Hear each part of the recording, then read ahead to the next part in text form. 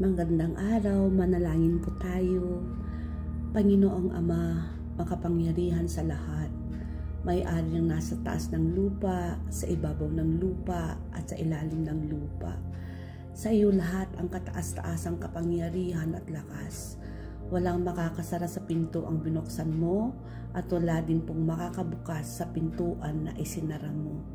Ikaw po ang may-ari ng hangin na dumadaloy sa aming mga baga, puso, buto at laman. Wala po kaming lakas at kapangyarihan upang kontrolin ang paglabas at pagpasok ng hangin sa aming katawan. Ikaw ang hangin. Ikaw po mismo ang hangin. Pag wala ka, O Diyos, ibinibigay na hangin sa amin, mawawalan kami ng buhay. Dahil ang hangin ay buhay.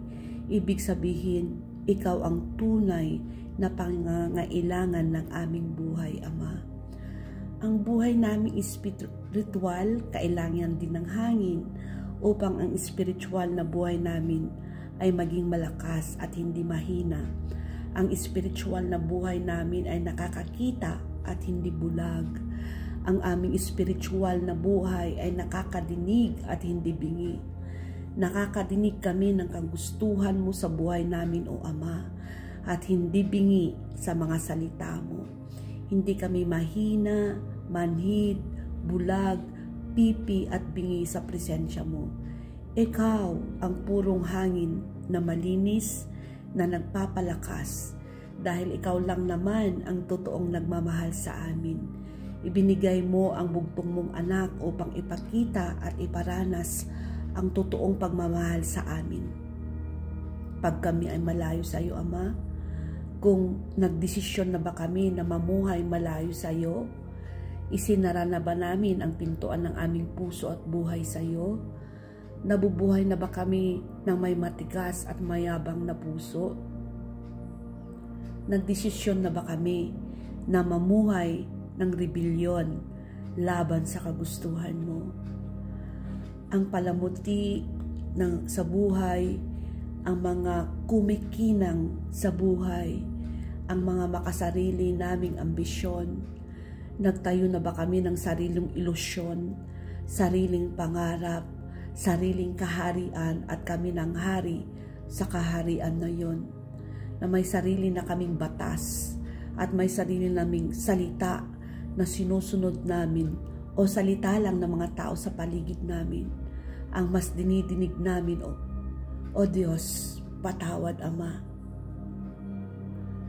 Ang sabi mo sa mga salita mo, mapapahamak kami pag kami ay humiwalay sa iyo, dahil ang hangin sa labas ng presensya mo ay polluted na hangin, para bang hangin na may COVID-19 o may H1N1 o SARS.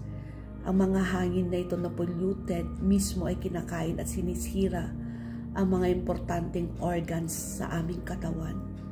Kaya nga, Ama, ginigising mo kami lahat sa pamamagitan ng mga lindol, bagyo at iba't iba pang sakuna.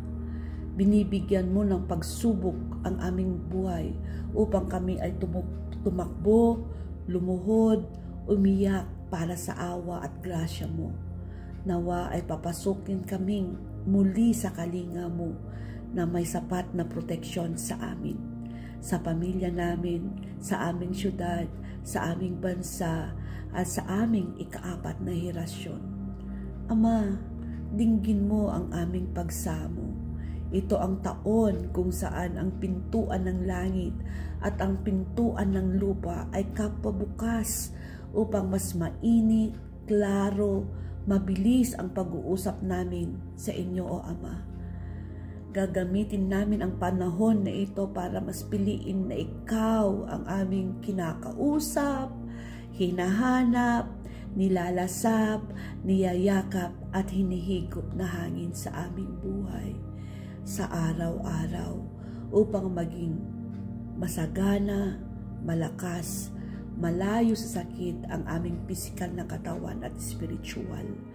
Ang aming altar ay mas mainit upang ang milagro ng kagalingan proteksyon, kapayapaan, pagmamahal, katalinuhan at kasaganaan ay sumaamin sa aming pamilya, syudad, bansa, ministry at henerasyon.